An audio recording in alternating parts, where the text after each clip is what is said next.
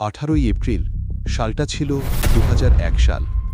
স্বাধীন বাংলাদেশের ইতিহাসে সবচেয়ে ভয়াবহ ও আলোচিত সীমান্ত যুদ্ধটি সংঘটিত হয়েছিল ভারত সীমান্তের বড়াইবাড়ি এলাকায়। বড়াইবাড়ি বিডিআর ক্যাম্প দখল করতে প্রায় 400 বিএসএফ জওয়ান সশস্ত্র অবস্থায় বাংলাদেশের ভূখণ্ডে প্রবেশ করে, কিন্তু তাদের প্রতিহত করার জন্য তখন সেই ক্যাম্পে উপস্থিত ছিল মাত্র 8 জন বিডিআর সদস্য। 8 জন বনাম 400 জন। সংখ্যার দিক থেকে যেখানে তাদের জেতার সম্ভাবনা প্রায় শূন্য ছিল, সেখানে তারা এক অনন্য ইতিহাস রচনা করেছে।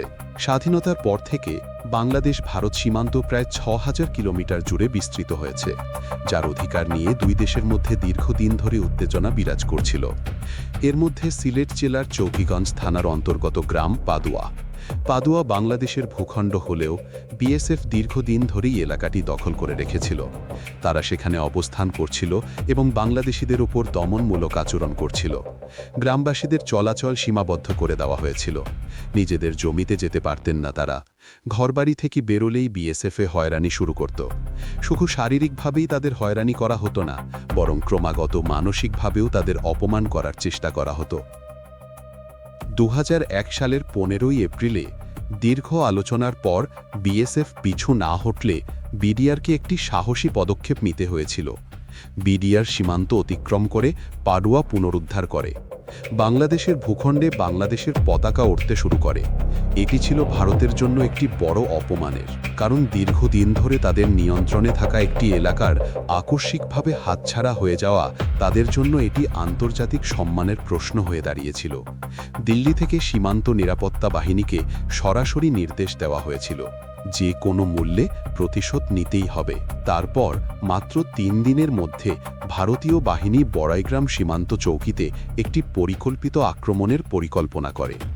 18 এপ্রিল ভোরে প্রায় 400 বিএসএফ কমান্ডো সীমান্ত অতিক্রম করে বাংলাদেশে প্রবেশ করে। তারা নৌকা ও ডিঙিতে নিঃশব্দে এগোচ্ছিল। তাদের লক্ষ্য ছিল বড়াইবাড়ি বিডিআর ক্যাম্পটি সম্পূর্ণরূপে দখল করে নেওয়া। তারা চেয়েছিল বাংলাদেশকে একটি কঠোর সামরিক বার্তা পাঠাতে, পাদুয়ার অপমানের প্রতিশোধ নিতে। কিন্তু তারা জানত না যে দিনটিকে তারা সহজ বিজয় ভেবেছিল তা তাদের জন্য এক ভয়াবহ স্মৃতিতে পরিণত হতে পারে। যেহেতু বাংলাদেশ সীমান্তে কোনো পর্যবেক্ষণ টাওয়ার ছিল না, তাই বড়াইবাড়ি ক্যাম্পের বিডিআর সদস্যরা বিএসএফের আক্রমণ আগে থেকে আজ করতে পারেনি। সীমান্তের ওপারে কি ঘটছে তা বোঝার মতো কোনো ব্যবস্থা তাদের ছিল না। একটি সীমান্তরক্ষী বাহিনী হিসেবে এটাই ছিল তাদের প্রধান দুর্বলতা। কিন্তু বিকেল 5টায় বিএসএফের কাছ থেকে আসা একটি রহস্যময় চিঠি বড়াইবাড়ি ক্যাম্পের কমান্ডার নজরুল ইসলামকে সন্দিহান করে তোলে। চিঠিতে একটি পতাকা বৈঠকের প্রস্তাব দেওয়া হয়েছিল, কিন্তু এই বৈঠক কেন? কোনো সংঘাত, সংঘর্ষ বা ঘটনা তো ঘটেনি। বিএসএফ কেন পতাকা বৈঠকের প্রস্তাব দিচ্ছে? সীমান্ত আইন অনুযায়ী কোনো উত্তেজনা বা গোলাবর্ষণের পরেই কেবল পতাকা বৈঠক ডাকা হয়, কিন্তু সেই সময় পরিস্থিতি ছিল সম্পূর্ণ শান্ত। এটি মূলত ছিল একটি অভিনব কৌশল। কমান্ডার নজরুল ইসলাম পরে বুঝতে পারেন যে বিএসএফ একটি পতাকা বৈঠকের আড়ালে 5-6 জন বাংলাদেশি গণমাধ্যম কর্মীকে ভারত সীমান্তে আনতে চেয়েছিল। তারপর বিএসএফ তাদের আটক করে বড়াইবাড়ি ক্যাম্পে হামলা চালাবে। তারা সেখান থেকে অস্ত্রশস্ত্র ও সরঞ্জাম জব্দ করবে এবং ভারত থেকে এই খবর ছড়ানো হবে যে বাংলাদেশি বিডিআর সদস্যরাই প্রথম ভারতীয় সীমান্ত অতিক্রম করে হামলা চালিয়েছিল। এই অজুহাতে তাদের অভিযান সফল হবে এবং আন্তর্জাতিক মহলে বাংলাদেশের বদনাম হবে। কিন্তু পতাকা বৈঠকের জন্য পাঠানো এই চিঠিটি ষড়যন্ত্রমূলক মনে হওয়ায় কমান্ডার নজরুল ইসলাম ভারতীয়দের পাতা ফাঁদে পা দেননি। তিনি পতাকা মিটিংয়ে যেতে অস্বীকার করেন, বরং তিনি রাতে ক্যাম্পের সবাইকে সতর্ক থাকার নির্দেশ দেন। তিনি অনুমান করতে পারছিলেন যে কোনো মুহূর্তে আক্রমণ আসতে পারে। ভোর 4টের দিকে, তখনও ঘন অন্ধকার, ভারতীয় বাহিনী চুপি চুপি বাংলাদেশের সীমান্তে ঢুকে পড়ে। তারা মনে করেছিল বিডিআর সদস্যরা ঘুমিয়ে আছে, কেউ কিছু টের পাবে না। কিন্তু ঠিক সেই মুহূর্তে এক স্থানীয় যুবক ধানক্ষেত থেকে পানি দিতে ওই এলাকায় গিয়েছিল। তার নাম মিনহাজউদ্দিন। হাতে বাতি নিয়ে ধানের ক্ষেতের দিকে যাচ্ছিলেন। হঠাৎ তার চোখ আটকে যায়। বিপুল সংখ্যক সশস্ত্র সৈন্য নিঃশব্দে বাংলাদেশের দিকে এগিয়ে আসছে। যদিও মিনহাজউদ্দিনের হৃদয় কেঁপে উঠেছিল, তিনি সময় নষ্ট করেননি। সাথে সাথে তিনি ছুটে যান বড়াইবাড়ি বিডিআর ক্যাম্পে, খবর পৌঁছে দেন। এই যুবকটির সতর্কবাণী না থাকলে হয়তো পুরো ক্যাম্প ঘুমের মধ্যেই দখল হয়ে যেত। ইতিহাস হয়তো অন্যরকম হতো। খবর পেয়ে বিডিআর কমান্ডার নজরুল ইসলাম দ্রুত সবাইকে ডেকে জড়ো করেন, কিন্তু তখন ক্যাম্পে উপস্থিত ছিলেন মাত্র ৮ জন বিডিআর সদস্য। অন্যেরা ছুটিতে ছিলেন, কেউ টহলে গিয়েছিলেন। ক্যাম্পে বিডিআর ছিল মাত্র ৮ জন, কিন্তু এই ৮ জন বিডিআর সদস্যই নিয়মিত অস্ত্র প্রশিক্ষণপ্রাপ্ত ছিলেন। অনেকেই বাংলাদেশ সেনাবাহিনীর অধীনে প্রশিক্ষণপ্রাপ্ত।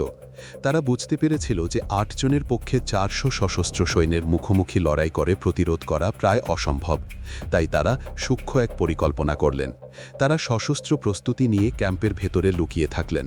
তারা বাংকারে অবস্থান নিল আর ওয়্যারলেসে খবর পাঠিয়ে দিলেন পার্শ্ববর্তী ক্যাম্পে, হিজলমারি ও খেওয়ারচরে। যদিও সেখান থেকে অতিরিক্ত সৈন্য আসতে বেশ কিছু সময় লাগবে, তাই ততক্ষণ পর্যন্ত তাদেরকে একাই টিকে থাকতে হবে। এর কিছুক্ষণ পরেই বিএসএফের একটি বিশাল বাহিনী এসে ক্যাম্পটি ঘিরে ফেলে। তারপর হঠাৎ করেই শুরু হয় গোলাগুলি। মুহূর্তের মধ্যেই পুরো এলাকা রণক্ষেত্রে পরিণত হয়। প্রতি মুহূর্তে গুলিবর্ষণ হচ্ছে। বিএসএফ সদস্যরা ভেবেছিল যে ক্যাম্পে থাকা বিডিআর সদস্যরা ভয়ে পালিয়ে গেছে। তারা গুলি চালাচ্ছিল যাতে ক্যাম্প ভেঙে পড়ার জন্য, কিন্তু অন্যদিকে বিডিআরদের তো গুলির তো কোনো একটা শব্দও নেই। শুধু বিএসএফের গুলির শব্দে চারদিক প্রকম্পিত হচ্ছে। এইভাবে ১০ মিনিট ধরে গোলাগুলি চলে। বিএসএফের একটানা ১০ মিনিটের গোলাগুলির পর তারা ভাবতে শুরু করল যে হয়তো ক্যাম্পে আর কেউ নেই। ভেবেছিল বিডিআর সদস্যরা ভয়ে সত্যিই এলাকা ছেড়ে চলে গেছে। তারা বিনা দ্বিধায় পুরো এলাকাটি ঘিরে ফেলল।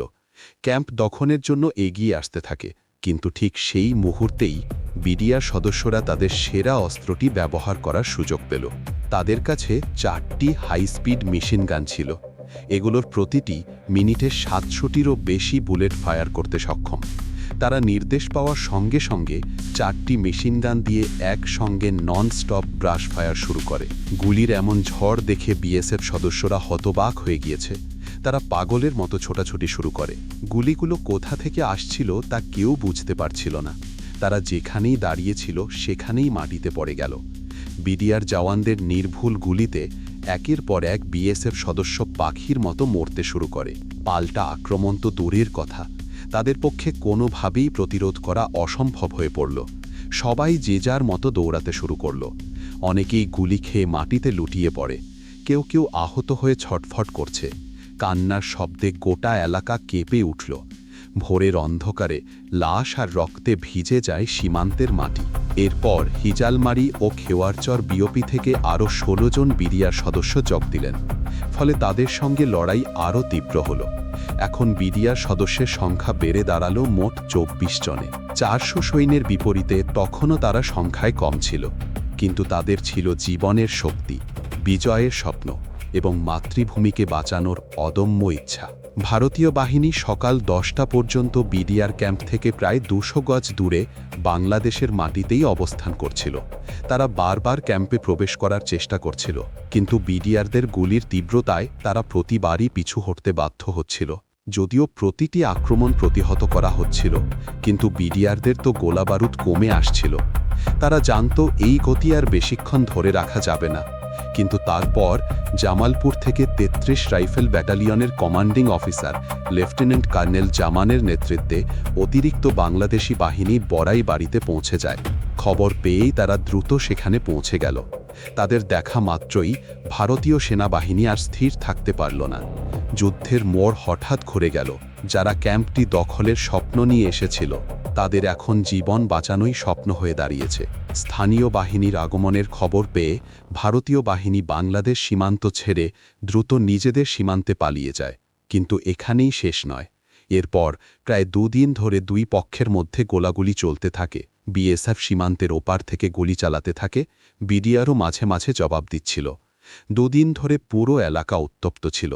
সীমান্তের ওপারে ভারতীয় সেনা মোতায়েন ছিল। বাংলাদেশও তাদের বাহিনী সতর্ক অবস্থায় ছিল। পরিস্থিতি শান্ত করতে দুই দেশের সরকারি পর্যায়ে আলোচনা শুরু হয়। এই সংঘাতে নিহত বিএসএফ সদস্যের সঠিক সংখ্যা কখনোই জানা যায়নি। বেসরকারি হিসেব অনুযায়ী এই যুদ্ধে প্রায় ১০০ জন বিএসএফ সদস্য নিহত হয়েছেন। এদের মধ্যে ১৬ জনের মরদেহ বাংলাদেশ সীমান্তের ভেতরে পড়ে থাকতে দেখা গেল। বাকি মরদেহগুলোর বেশিরভাগই বিএসএফ নিজেরাই নিয়ে যায়। যুদ্ধের সময় তারা পথ হারিয়ে গ্রামের ভেতরে আটকা পড়ে। গ্রামবাসীরা তাদের ধরে বিডিআরদের হাতে তুলে দেয়। পরে বিডিআর ১৬ জন বিএসএফ জওয়ানের মৃতদেহ উদ্ধার করে ভারতের কাছে হস্তান্তর করে। এই যুদ্ধে ৩ জন বিডিআর জওয়ানও শহীদ হয়েছেন। তারা হলেন সিপাহী ওয়াহিদুজ্জামান, সিপাহী মাহফুজুর রহমান এবং সিপাহী আব্দুল কাদের। এই ৩ বীর দেশের মাটি রক্ষা করতে গিয়ে নিজের জীবন দিয়েছিলেন। কিন্তু তাদের এই আত্মত্যাগ কি সার্থক হয়েছিল? এই প্রশ্নটি আজও বিতর্কিত। এই ঘটনার পর ভারত থেকে তীব্র প্রতিক্রিয়া আসে। দিল্লি থেকে বাংলাদেশের ওপর চাপ সৃষ্টি করা হয়। কূটনৈতিক পর্যায়ে নানা ধরনের চাপ প্রয়োগ করা হয়। বাংলাদেশের তৎকালীন বিডিআর মহাপরিচালক মেজর জেনারেল ফজলুর রহমান স্পষ্টভাবে জানান যে তিনি প্রধানমন্ত্রীর নির্দেশেই কাজ করেছেন। তার এই বক্তব্য পরিস্থিতিকে আরও জটিল করে তোলে। প্রধানমন্ত্রী শেখ হাসিনা তৎকালীন ভারতীয় প্রধানমন্ত্রী অটল বিহারী বাজপেয়ীকে ৩ বার ফোন করে দুঃখ প্রকাশ করেন। এই ঘটনাটি বাংলাদেশের অভ্যন্তরে সমালোচিত হয়েছিল। যে সংঘাতে ভারতীয় বাহিনী প্রথমে আক্রমণ করে বাংলাদেশের ভূখণ্ডে প্রবেশ করেছিল, সেই সংঘাতের জন্য একটি দেশের প্রধানমন্ত্রী কেন বারবার দুঃখ প্রকাশ করবেন? এই প্রশ্ন আজও উত্তরহীন। এই ঘটনার জন্য দায়ীদের শাস্তি দেওয়ার ক্ষেত্রে বাংলাদেশ সরকার কোনো দৃষ্টান্ত স্থাপন করেনি। কোনো তদন্ত করা হয়নি। হামলাকারীদের বিচারের আওতায় আনা হয়নি। বরং এই যুদ্ধে অপরিসীম সাহস ও বীরত্ব প্রদর্শনকারী বিডিআরের অনেক সদস্যকে সরকারি আদেশে অন্যত্র বদলি করে দেওয়া হয়েছিল। তাদের বদলি করা হয়েছিল যাতে তারা আর কোনো বিতর্ক সৃষ্টি করতে না পারেন। এই বীরদের মুখ বন্ধ করে দেওয়া হয়েছিল। আর সবচেয়ে দুঃখের বিষয় হল, দেশের জন্য জীবন উৎসর্গকারী এই সাহসী শহীদদের রাষ্ট্রীয় সম্মান পর্যন্ত দেওয়া হয়নি। কোনো পদক দেওয়া হয়নি, কোনো সরকারি স্বীকৃতি দেওয়া হয়নি। মানুষ এই যুদ্ধের কথা ভুলে গেছে। শহীদদের পরিবারবর্গ এখনও রাষ্ট্রের স্বীকৃতির অপেক্ষায়। অথচ মাত্র ৮ জন মানুষ যুদ্ধ করে ইতিহাস সৃষ্টি করেছিলেন, যাদের কারোরই নাম আজ পাঠ্য বইয়ে নেই। বাংলাদেশের স্বাধীন ইতিহাসের সবচেয়ে ভয়াবহ সীমান্ত যুদ্ধের বীরদের কেউ স্মরণ করে না। সরকারি তালিকায় বা কোনো স্মৃতিস্তম্ভে তাদের নাম নেই। বড়াইবাড়ি সংঘাত শুধু একটি সামরিক সংঘাত নয়, এটি ছিল এক ক্ষুদ্র বাহিনীর অসীম সাহস, অদম্য মনোবল ও আত্মত্যাগের এক অনন্য দৃষ্টান্ত। এই ঘটনাটি প্রমাণ করে যে বাংলাদেশের সীমান্তরক্ষীরা সংখ্যায় বা অস্ত্রে যতই পিছিয়ে থাকুক না কেন, তারা মনোবল ও দেশপ্রেমে কখনোই পিছিয়ে থাকে না। মিনহাজউদ্দিনের মতো একজন সাধারণ কৃষক যদি এগিয়ে না আসতেন, তাহলে পুরো ঘটনাটি হয়তো অন্যরকম হতে পারত। একজন তরুণের সতর্কতা যুদ্ধের পুরো চিত্রটাই পাল্টে দিয়েছিল। আর ৮ জন সাহসী সৈনিক প্রমাণ করেছিলেন যে মাত্র কয়েকজন বীরের হাতেও দেশ নিরাপদ থাকতে পারে। কিন্তু এই ইতিহাস আজ দুর্লভ। এটি গণমাধ্যমে নেই, পাঠ্য বইয়ে নেই, সরকারি তালিকায়ও নেই। এই যুদ্ধের স্মৃতি এখন কেবল স্থানীয় মানুষের মুখে বা পুরনো খবরের কাটিংয়ে পাওয়া যায়। কিন্তু যারা প্রাণ হারিয়েছেন, তাদের পরিবারগুলো প্রজন্মের পর প্রজন্ম ধরে সেই যন্ত্রণা বয়ে বেড়াচ্ছে। তবে সত্যকে মেনে নেওয়ার সময় অনেক আগেই বেরিয়ে গেছে। ৪০০ প্রশিক্ষিত কমান্ডো সীমান্ত পেরিয়ে যুদ্ধ করতে এসেছিল, আর তাদের বিরুদ্ধে দাঁড়িয়েছিল মাত্র ৮ জন সাহসী সৈনিক। এটা সত্যিই এক দুঃখজনক বাস্তবতা যে ইতিহাসের পাতায় এর কোনো স্থান মেলেনি।